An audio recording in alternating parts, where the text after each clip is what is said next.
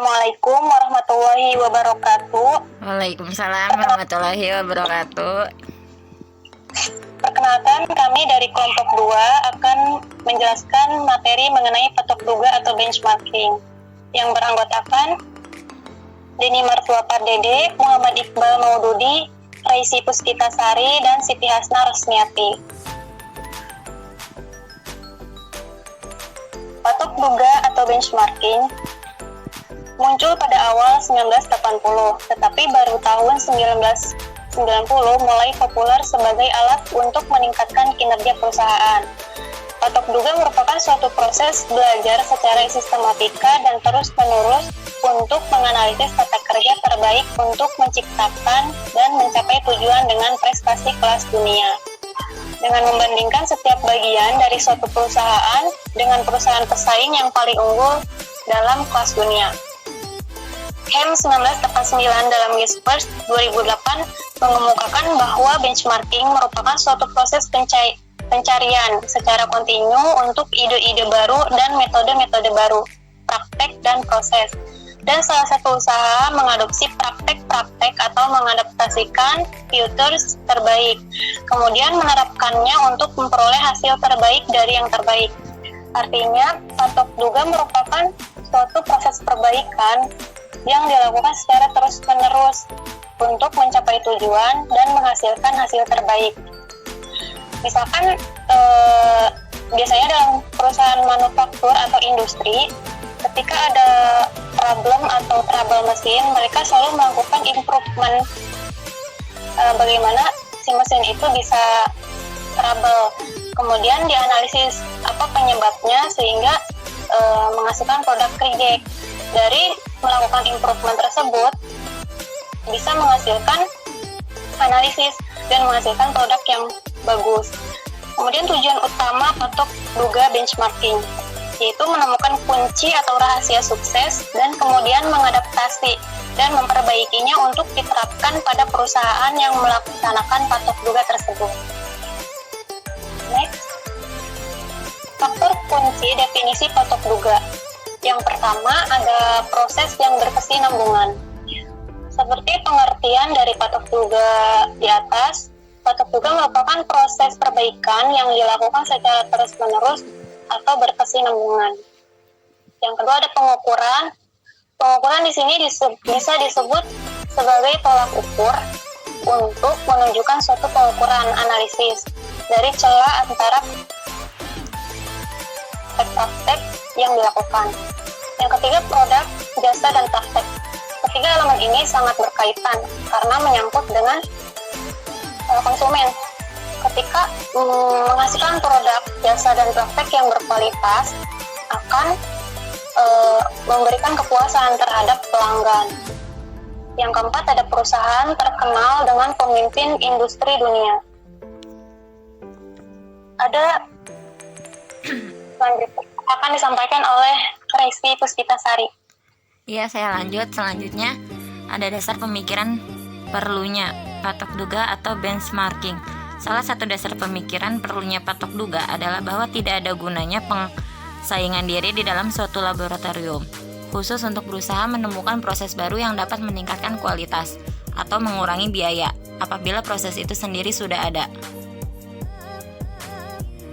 Faktor yang mendorongnya ada 5. Yang pertama komitmen terhadap QQM, yang kedua fokus pada pelanggan, yang ketiga produk to market time, yang keempat waktu siklus pemanufakturan, yang kelima ada laba. Manfaat patok duga. Yang pertama ada perubahan budaya perusahaan. Patok duga memungkinkan perusahaan menetapkan target kerja baru. Proses ini berperan besar dalam meyakinkan setiap orang dalam organisasi akan kredibilitas target yang ingin dicapai. Perbaikan kinerja. Patok duga memungkinkan perusahaan untuk mengetahui adanya gap-gap tertentu dalam kinerja dan untuk memilih proses yang akan diperbaiki.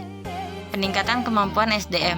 Patok duga memberikan dasar bagi pelatihan. Para karyawan mulai menyadari bahwa ada gap antara apa yang mereka kerjakan dan apa yang dikerjakan oleh karyawan di perusahaan yang terbaik di kelasnya.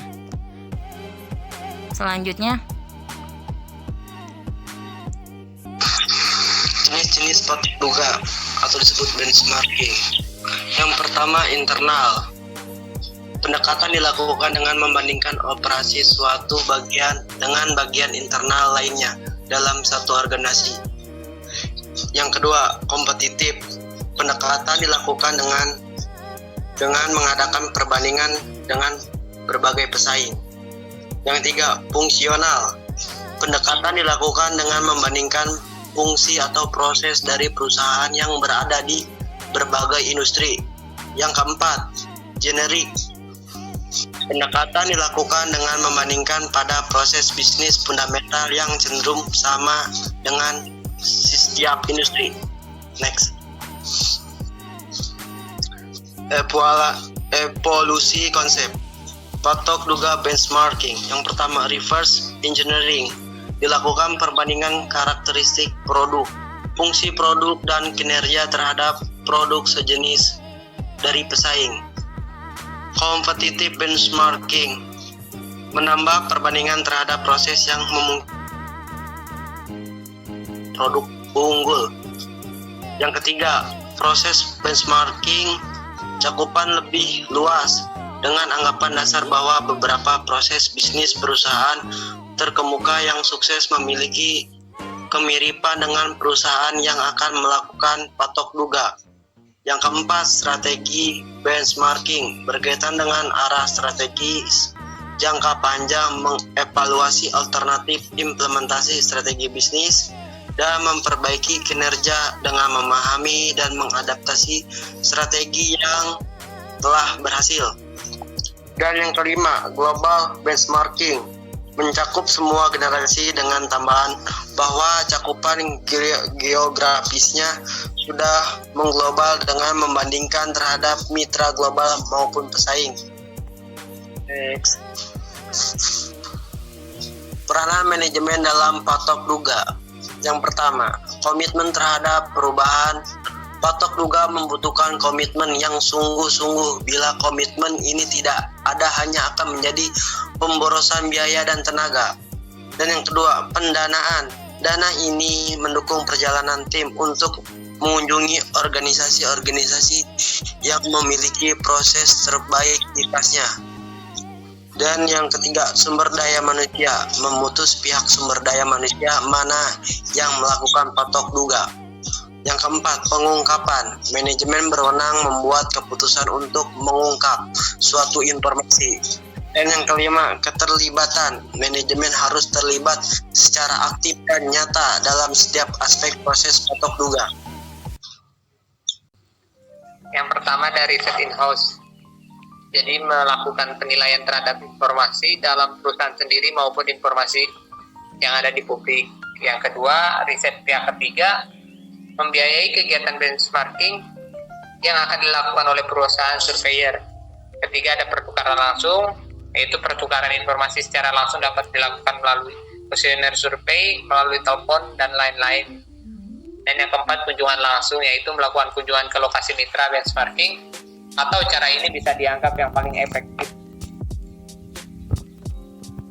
Persyaratan patok duga.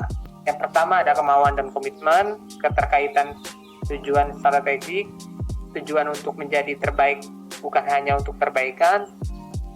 Yang keempat, ada keterbukaan terhadap ide-ide. Yang kelima, pemahaman terhadap proses, produk, dan jasa yang ada. Yang keenam, proses yang terdokumentasi.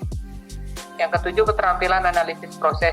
Dan yang terakhir, kedelapan, yaitu keterampilan riset, komunikasi, dan pembentukan tim. Aturan main.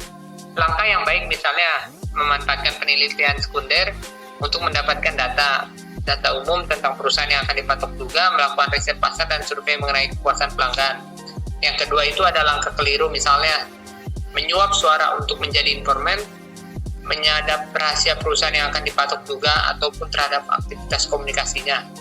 Yang ketiga ada langkah yang masih perlu, merekrut karyawan dari perusahaan lain dengan maksud menggali informasi tentang perusahaan tersebut, bertanya tanpa menyebut nama dan asal perusahaan dalam suatu pertemuan teknis patok duga. Dan yang terakhir itu, keempat, ada hal yang perlu dihindari, misalnya seperti menyebarkan informasi kepada publik tentang patok mitra duga, tanpa mendapat izin sebelumnya. Menanyakan sesuatu yang kita sendiri belum tentu memanfaatkannya.